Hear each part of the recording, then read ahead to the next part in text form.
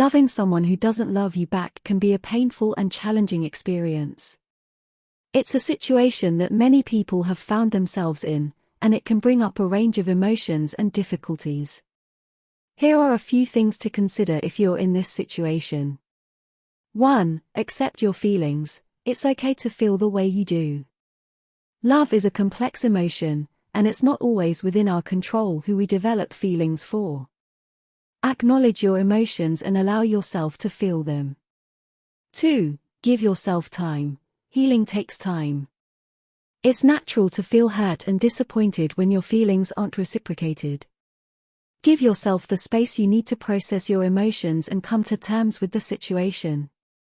3. Set boundaries. While it might be tempting to continue pursuing the person in the hope that they will change their mind, it's important to set boundaries for your own well-being. Continuing to invest in a one-sided relationship can prevent you from moving forward and finding someone who truly appreciates you. 4. Focus on self-care. Engage in activities that bring you joy and fulfillment. Taking care of your physical and emotional well-being can help you navigate through difficult emotions and eventually heal. 5. Seek support. Don't hesitate to lean on your friends, family, or a therapist for support. Talking about your feelings with someone you trust can provide you with perspective and help you process your emotions. 6. Reflect on what you want. Consider what you truly want in a relationship. Is this person the best match for you, considering their lack of reciprocal feelings? Sometimes, redirecting your energy towards finding someone who appreciates and values you can be more fulfilling. 7. Create distance. If possible, creating some physical and emotional distance from the person can be helpful. This can give you the space you need to detach from your feelings and start moving on. 8. Focus on personal growth. Use this time to focus on your own personal development and growth. Pursue your interests, hobbies, and goals, which can help boost your self-esteem and confidence. 9. Practice patience. Healing doesn't happen overnight. Be patient with yourself as you go through the process of letting go and moving forward. 10. Open yourself to new possibilities. Sometimes, when we're fixated on someone who doesn't love us back, we miss out on opportunities to meet other people who could be a better match for us. Stay open to new relationships and connections. Remember, your worth is not determined by whether or not someone loves you back. It's important to prioritize your own happiness and well-being. With time and self-care, you can heal from unrequited love and find the path to a healthier and more fulfilling emotional state. The concept of a dysfunctional home is one that is all too familiar to many people. It is a home where the emotional needs of its occupants are not met, and where the environment is not conducive to creating a healthy and loving atmosphere. A dysfunctional home can be caused by a variety of things, from parents who are emotionally distant or abusive, to neglectful or overly controlling parenting styles. It can also be the result of a lack of communication between family members, or the presence of toxic relationships. Whatever the cause, the result is often damaging to the emotional and psychological well-being of its occupants. Children growing up in a dysfunctional home often struggle to form healthy relationships, and may struggle with feelings of insecurity, low self-esteem, and depression.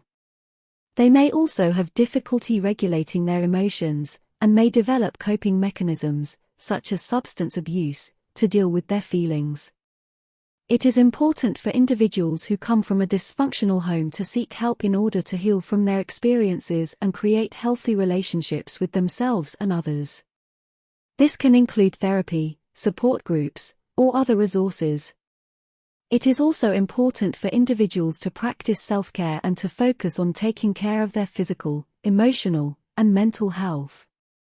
By seeking help and focusing on self-care, individuals can take steps to create a more positive and nurturing environment for themselves. Although coming from a dysfunctional home can be difficult, it is possible to heal from the experience and create a healthier and more fulfilling life. Having received little real nurturing yourself, you try to fill this unmet need vicariously by becoming a caregiver. For many of us, our own sense of well-being and security is heavily tied to the care and attention we received growing up. For those who didn't receive much of this, the need for nurturing can be particularly acute. This can lead to a person seeking out sources of comfort and care in a variety of different ways, including becoming a caregiver. This kind of caregiving is especially common amongst people who received little real nurturing themselves. Without the sort of attention and security that comes from strong familial ties, a person can sometimes feel a deep need to provide this to others. It can be seen as a way of vicariously filling an unmet need. This is particularly true when it comes to providing care to men who appear in some way needy.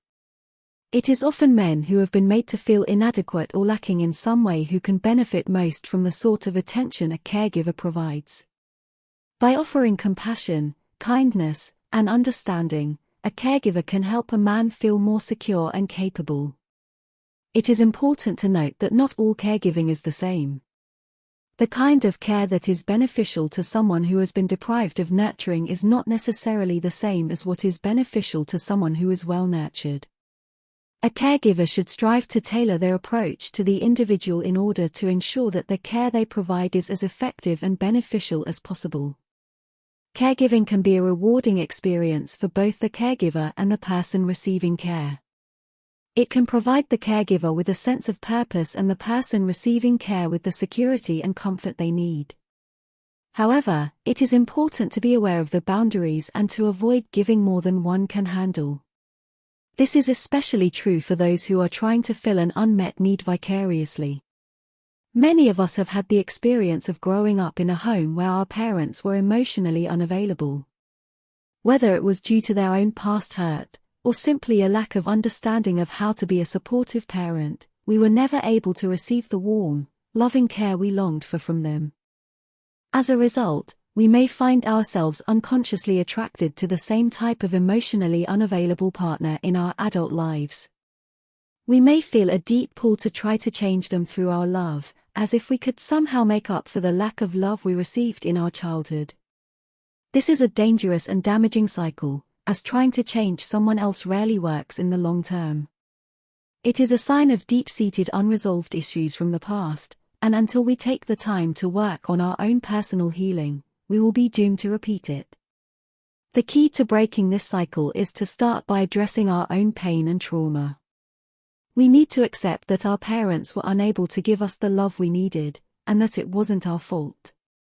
We need to forgive them for their shortcomings, and forgive ourselves for the pain we felt as a result. Once we have done this work, we can begin to look for a partner who is emotionally available and can meet our needs in a healthy way. We can also take steps to ensure that our own emotional needs are being met, such as engaging in regular self-care and attending therapy. By addressing the root issue of our attraction to emotionally unavailable partners, we can finally break the cycle and find lasting love and fulfillment.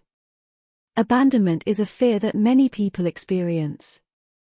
It's the fear of being left alone or being abandoned by someone important to you. This fear can be so strong that it can lead to extreme lengths to prevent a relationship from dissolving. Many people who are terrified of abandonment often find themselves in unhealthy relationships. It can be difficult to leave a situation that is not good for them because of the fear of being alone or feeling rejected. They may stay in a relationship that is not fulfilling or even abusive because of the fear of being abandoned. The fear of abandonment can also lead to people being overly dependent on relationships and being overly attached to a partner. This can be detrimental to a relationship because it can create feelings of possessiveness and insecurity. It can also lead to a lack of trust and communication, which can cause a relationship to deteriorate. Those who suffer from a fear of abandonment may also try to control their partner. They may be constantly checking up on them or trying to control their behavior. This type of behavior can push away the person they are trying to keep close. The best way to cope with a fear of abandonment is to learn how to be comfortable being alone and develop a sense of self-worth.